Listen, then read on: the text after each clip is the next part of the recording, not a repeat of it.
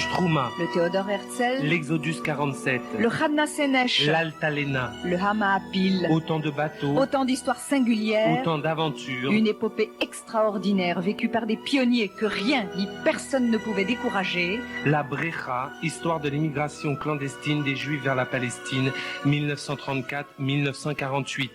Un feuilleton conçu et réalisé par Laurent Lopez et Gilles Rosier, Avec le soutien de la Fondation Doron.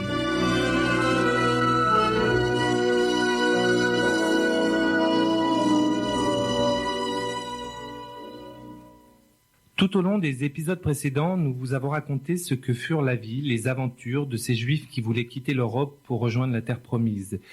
Exodus, ou plutôt l'affaire Exodus, marque le point culminant du refus anglais. Cette politique qui débuta le 17 mai 1939 lors de la parution du Livre blanc resta en vigueur jusqu'en avril 1948. Rappelons que le vote de l'ONU concernant le partage de la Palestine interviendra le 27 novembre 1947. C'est pour nous aujourd'hui le moment de nous interroger sur les raisons de cette politique excessivement rigide. Mais avant tout, je vous propose d'écouter un document d'époque, document qui démontre bien à quel point la situation est bloquée durant ces années d'après-guerre. Le drame palestinien continue. Une fois encore, un navire chargé d'immigrants juifs qui prétendait pénétrer frauduleusement en terre promise a été arraisonné à Haïfa par les autorités britanniques. Les passagers seront refoulés sur Chypre. L'Irgun, de son côté, ne désarme pas. Voici les vues prises 7 minutes après l'attentat qui, au Goldsmith de Jérusalem, coûta la vie à une trentaine de Britanniques. Les bombes de l'Irgun continuent à faire des victimes. Et l'organisation secrète annonce qu'elle est prête à continuer sur la route de l'action brutale. Devant la recrudescence des attentats de toutes sortes, 48 en un mois, les autorités britanniques ont décrété la loi martiale dans les 5 parties les plus populeuses de la Palestine juive. Des quartiers entiers sont soumis aux visites domiciliaires, aux perquisitions. Des centaines de suspects sont parqués dans les camps de concentration. Image tragique d'un temps qui ne parvient pas à secouer les scories de la guerre. Image tragique d'une terre que déchirent des conflits internes jusqu'ici inconnus. Arabes et Juifs se disputent la terre promise. Et le mandat de l'Angleterre sur la Palestine se teinte de sang. Roland Marx, vous êtes professeur à l'université Strasbourg, vous êtes spécialiste de l'Angleterre, pays à propos duquel vous avez écrit de nombreux ouvrages. Dans le document, il est question de drame, c'est évidemment un drame qui est en train de se dérouler. Alors, comment peut-on historiquement expliquer ou tenter d'expliquer l'enlisement de la politique anglaise au Proche-Orient et la politique du non, non à l'immigration, non à l'entrée des Juifs en Palestine? Oui, l'Angleterre s'est trouvée prise dans une sorte de contradiction. Elle a, en 1917, accepté de créer un foyer national juif sur une terre où habitaient des Arabes.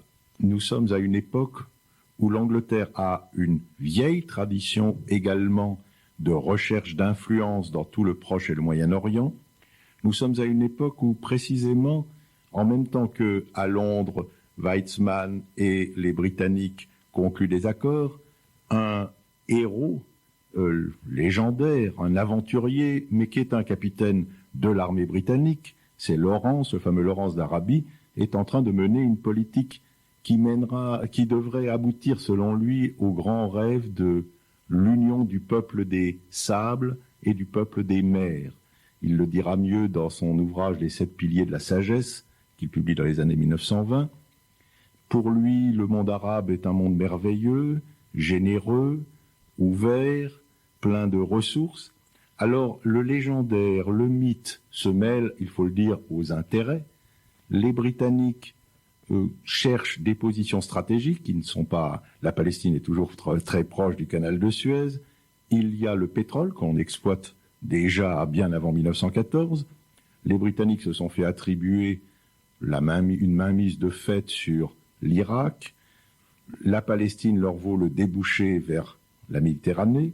Pour les Britanniques, il y a à la fois des intérêts économiques, des intérêts stratégiques et également un puissant attrait, ça on ne peut pas se le dissimuler, pour la noblesse, l'exotisme, la beauté et la particularité de la civilisation arabo-musulmane. Il y a des changements d'appui.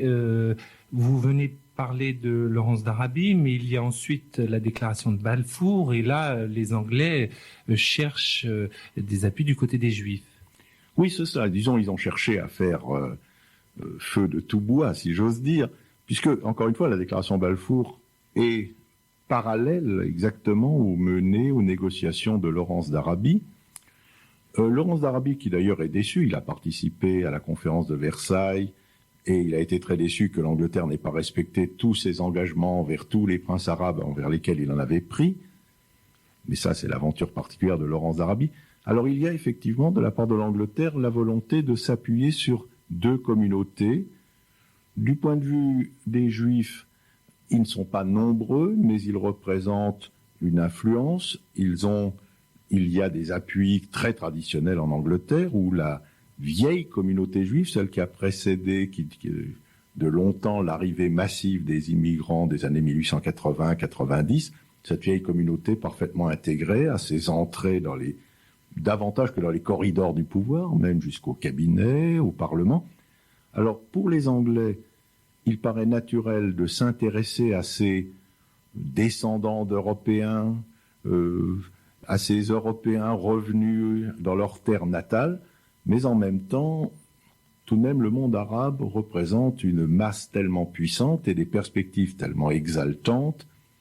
Après tout, l'Empire ottoman s'est à présent écroulé. L'Angleterre prend la place de l'Empire ottoman comme puissance majeure. Elle a gagné, du fait de la guerre, une position tout à fait remarquable au Proche et au Moyen-Orient. Il y a eu une sorte de partage avec la France. La France s'est contentée de la Syrie et du Liban, a renoncé en 1917 à ce que lui avaient promis les accords Sykes-Picot de 1916, c'est-à-dire la Palestine.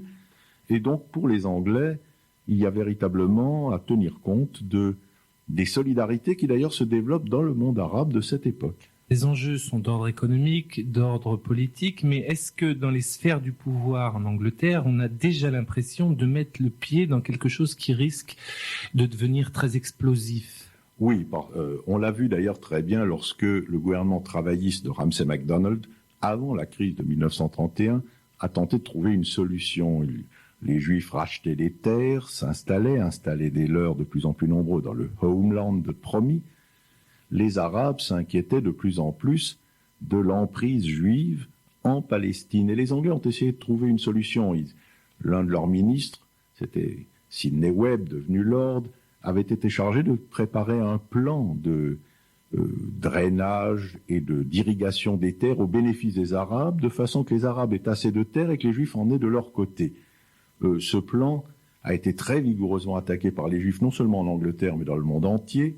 La pression a été telle que Ramsay MacDonald, le Premier ministre, a dû prendre lui-même le dossier en main, renoncer au schéma proposé par son ministre, et les Anglais, à partir de là, ont laissé en quelque sorte se nouer l'événement, se sont sentis un peu impuissants à prévenir l'antagonisme entre les deux communautés. On est arrivé en 1937 aux fameuses émeutes arabes anti-juives en Palestine. Les Anglais ont laissé faire, mais sachant très bien qu'ils allaient être dans une situation tout à fait inextricable. Nous allons peut-être passer aux aspects géopolitiques. La Palestine est également un carrefour qui mène à l'Asie. Les Anglais sont en Inde. Quelle est l'importance de cette donnée ? Oui, disons que l'Inde a toujours été, c'est la perle de l'Empire anglais. Elle est solidement tenue en main. Les Anglais lui refusent toute indépendance dans l'entre-deux-guerres. La loi sur l'Inde de 1935 est un leurre. Et pour les Anglais, préserver les communications régulières avec l'Inde est quelque chose de tout à fait indispensable. On n'a qu'à se souvenir de la lutte contre des tentatives de Rommel, des rats du désert pendant la guerre.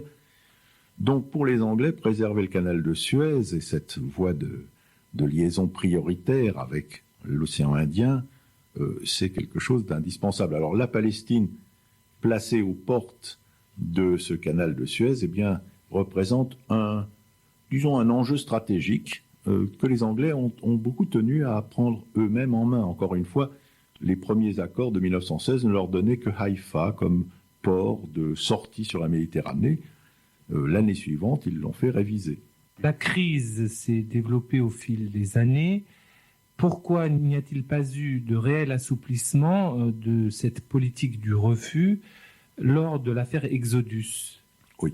Il faut peut-être préciser que l'affaire de l'Exodus intervient dans une situation où on pouvait s'attendre à plus de générosité de la part de l'Angleterre et du nouveau gouvernement anglais, qui était un gouvernement travailliste, socialiste. Peut-être faut-il préciser à ce moment-là que les socialistes n'ont pas de politique socialiste, c'est-à-dire qu'ils épousent la politique traditionnelle, l'enrichissant de quelques éléments nouveaux, mais sûrement pas d'une nouvelle vision de l'Empire, d'une nouvelle vision de la place de l'Angleterre dans le monde. Au contraire, ils entendent la maintenir. Alors, puisqu'ils sont dans la tradition, que Bevin, qui domine très bien, qui est le ministre des Affaires étrangères, qui domine très bien l'administration du Foreign Office, mais qui en même temps en suit les grands principes, puisque Bevin est résolu à ne pas bouger, à ce moment-là, on a la volonté traditionnelle de maintenir l'influence anglaise dans le Proche et le Moyen-Orient. Les Juifs deviennent des trublions, des gêneurs. Pensez que l'Angleterre, en 1946, avait un énorme plan de création d'une sorte de sphère de prospérité arabo-britannique, une sorte de plan Marshall auquel n'a manqué que l'argent, que les moyens matériels. L'Angleterre n'avait pas encore compris qu'elle était très appauvrie du fait de la guerre. Bevin avait beaucoup favorisé la mise en œuvre, enfin les recherches pour mener ce plan à bien. Toute intrusion supplémentaire de Juifs en Palestine heurtait des intérêts arabes et risquait de mettre fin aux espoirs britanniques de domination totale sur le Moyen-Orient. Cette domination ne leur était pas encore disputée politiquement, stratégiquement par les États-Unis. L'Union soviétique avait des ambitions, elle les développait surtout du côté de l'Iran. Au Moyen-Orient proprement dit, du côté de l'Irak, de la Jordanie, de l'Égypte, de la Palestine, il n'y avait pas de problème. La France avait été éliminée par l'indépendance donnée sous pression de Londres à la Syrie et au Liban. Alors, pour les Anglais, le problème juif était un problème de gêneur. Et la générosité envers les rescapés des camps devait passer après les intérêts généraux de l'Angleterre. Songez que pour faire un geste en faveur des rescapés, les Anglais avaient porté le contingent d'immigrants juifs admis en Palestine en 1945 à 1500 par mois. C'était un chiffre ridicule. Ça prouve qu'ils étaient décidés à ne pas aller plus loin. Quel est le rôle de l'opinion publique anglaise? Parce que dans le livre de Jacques de Rogy, des faits sont relatés, notamment à propos de certains pogroms. Le mot est employé par Jacques de Rogy lui-même, à Glasgow, Manchester, Cardiff, Birmingham. C'est avec surprise que j'ai découvert, finalement peut-être une surprise un peu naïve, que l'Angleterre pouvait être la proie de manifestations antisémites de la sorte. Oui, là c'est une surprise effectivement, mais qui ne résiste pas à l'analyse de du passé. D'abord parce que il y a une tradition d'hostilité aux Juifs dans une partie de l'opinion britannique, pas dans son ensemble. Encore une fois, les Juifs sont sans doute parmi les mieux intégrés, les Juifs anglais, parmi les mieux intégrés de toutes les communautés de la diaspora. Mais dans l'entre-deux-guerres, on a de très puissants mouvements antisémites en Angleterre, certains liés au fascisme, ça n'est pas étonnant, dans les années 30, mais le fascisme n'a pas été très important, mais d'autres liés aussi à une tradition du monde catholique. Les grands écrivains catholiques, Chesterton, Belloc, sont violemment antisémites. On a une proportion dans l'opinion publique d'antisémites qui est parfois exagérée par les observateurs, mais on peut rappeler tout de même qu'en 1944, George Orwell, dans une étude menée pour Mass Media, estimait à 40-50% la proportion d'antisémites dans son pays. Ça n'est appuyé par aucun sondage scientifique tel qu'on en mènerait aujourd'hui, mais la proportion est telle qu'on peut tout de même retenir que l'Angleterre n'a pas fait exception dans le monde occidental de l'époque. Elle a été sensible à la propagation d'idées antisémites. L'opinion, alors là, je pense que les pogroms, entre guillemets tout de même, de cette date, peuvent s'expliquer aussi par l'effet des articles de presse. La presse britannique comporte une presse de qualité qui par exemple dans le cas du Times, est extrêmement acquise aux intérêts traditionnels et aux vues du Foreign Office et prétend aussi influencer le Foreign Office. Et puis il y a une presse populaire qui est une presse impérialiste, très sensible aux aspects de la grandeur de l'Angleterre, très sensible au fait que parfois des Anglais se font tuer. Là, l'extrait que vous avez fait passer en début d'émission évoquait ces attentats nombreux en Palestine. Alors je pense que montée, surexcitée par la presse, une population de villes comme Glasgow, Birmingham, Liverpool, ça n'est pas par hasard, ce sont des lieux de forte densité irlandaise. Je n'ai aucune preuve que ce soit les Irlandais qui ont participé plus particulièrement aux manifestations, mais là on retrouverait la vieille tradition d'antisémitisme en milieu catholique romain anglais. Donc il n'est pas très surprenant que des parents de victimes aidant ou des articles de presse jouant, il y ait eu une grande violence. Les Juifs anglais d'ailleurs ont été très timides dans cette période, très peu désireux de se couper de leurs racines nationales britanniques en prenant très ouvertement position. Et le gouvernement britannique, de toute façon, a partagé aussi une sorte de tradition de gêne. Pensez aussi que pendant la Deuxième Guerre mondiale, on n'a jamais évoqué officiellement qu'on avait levé une brigade juive en Palestine, que des dizaines de milliers de Juifs se battaient, qui ont constitué ensuite les cadres de l'arme de la Haganah, mais cela n'était pas évoqué parce qu'il y avait le souci de ne pas heurter les Arabes. Donc, du côté de l'opinion britannique, on avait parfois eu l'impression qu'on avait mené une guerre au profit des Juifs, mais sans que les Juifs y participent.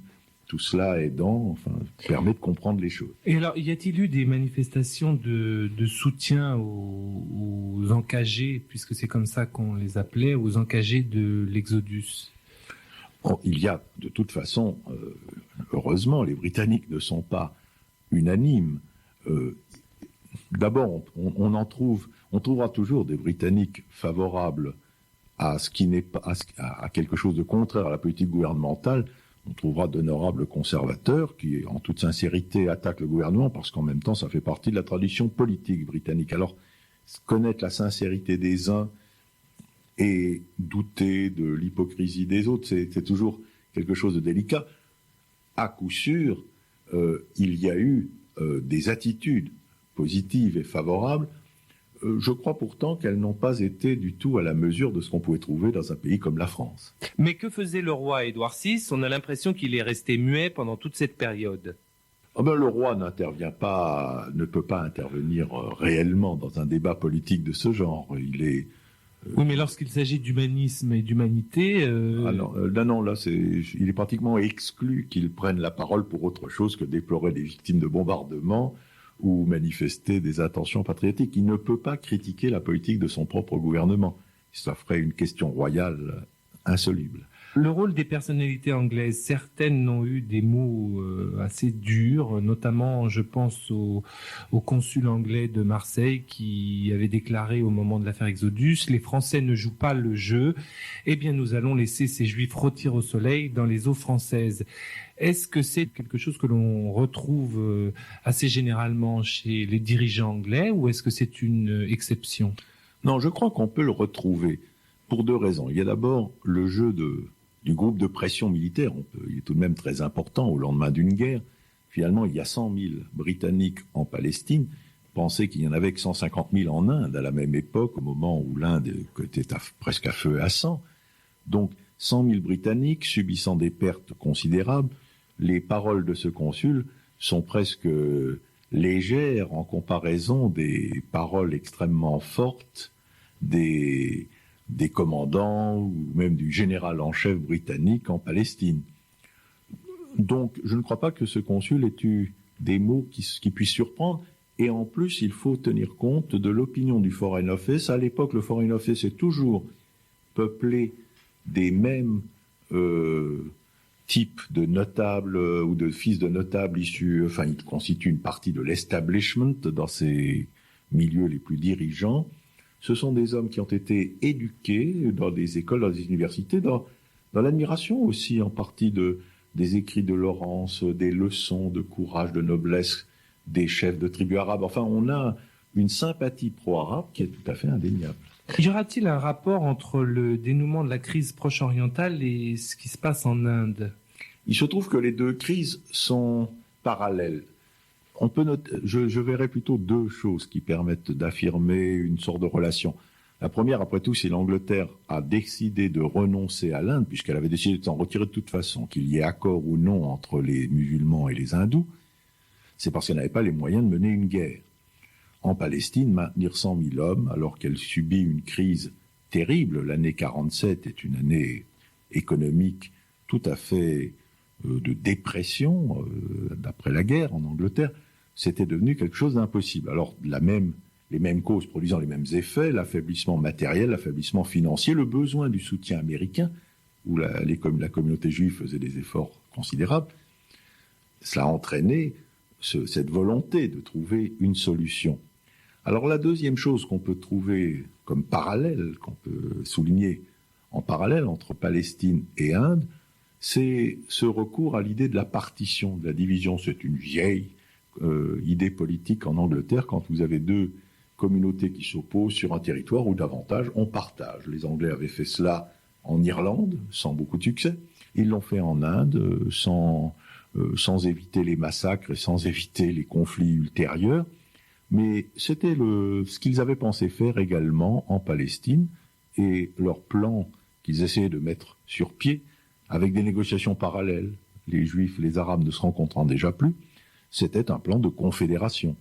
Donc voilà les deux choses qui peuvent rapprocher le problème indien et le problème de la Palestine. Je ne crois pas par contre qu'il y ait de relations directes. Les relations franco-anglaises ont été très tendues pendant la crise, notamment la crise d'Exodus, mais également auparavant. Que penser de cet antagonisme franco-anglais? En France, il y a un gouvernement SFIO. En Angleterre, ce sont des travaillistes qui sont au pouvoir. Là encore, on note une espèce d'incohérence finalement. Oui, disons que là, il faut faire la différence. La France a été un pays occupé. Les hommes qui sont au pouvoir représentent bien sûr des partis qui peuvent être comparés aux Britanniques. SFIO, Labour Party sont tous les deux membres de la Deuxième Internationale. Mais les Français sont les résistants. Ils ont connu le problème juif dans toute son horreur. Ils sont décidés à réagir, et ils réagissent de façon très différente de l'Angleterre, qui n'a pas été occupée, qui est un pays victorieux, qui se veut toujours une grande puissance et qui mène sa politique. Il y a d'abord cette différence-là. Ensuite, on peut tout de même remarquer que les Français sont enchantés que l'Angleterre soit en mauvaise posture en Palestine. Il y a une rivalité franco-britannique dans le Proche et le Moyen-Orient qui remonte à la monarchie de Juillet, aux luttes pour le contrôle de l'Égypte, à la défense par les Anglais de l'Empire ottoman contre les velléités égyptiennes soutenues par la France. C'est la vieille question d'Orient. Les Français ont toujours cherché à disputer aux Anglais ce qui était leur, du point de vue anglais, au Proche et au Moyen-Orient. Les Français sont encore au Moyen-Orient sous le coup de la pression britannique pour leur faire abandonner rapidement la Syrie et le Liban. Alors pour les Français, je crois qu'il y a aussi cet aspect-là, à côté des sentiments généreux tout à fait évidents sur le plan des, si on considère les résistants, il y a comme un sentiment de revanche à prendre sur les Anglais. Les Anglais ont le sentiment peut-être aussi d'être un peu doublés par les Français. Ah, certainement. Certainement parce que les Français ont appuyé pleinement, même si c'est par des voies plus ou moins occultes, mais ont appuyé l'émigration juive en Palestine, n'ont rien fait en tout cas pour l'empêcher. Pour les Anglais, c'était un acte de mauvaise amitié, enfin de mésentente, évident. We will start it now. Afghanistan? No. Argentina? Argentina? Abstention? Australia? Yes. Belgium? Yes. Bolivia? Yes. Brazil? Yes. Belarusia? Yes. Canada? Yes. Chile? Abstention. China? Abstention. Colombia? Abstention. Costa Rica. Yes. Cuba. No. Résultat du vote, 33 voix pour, 13 contre, 10 abstentions.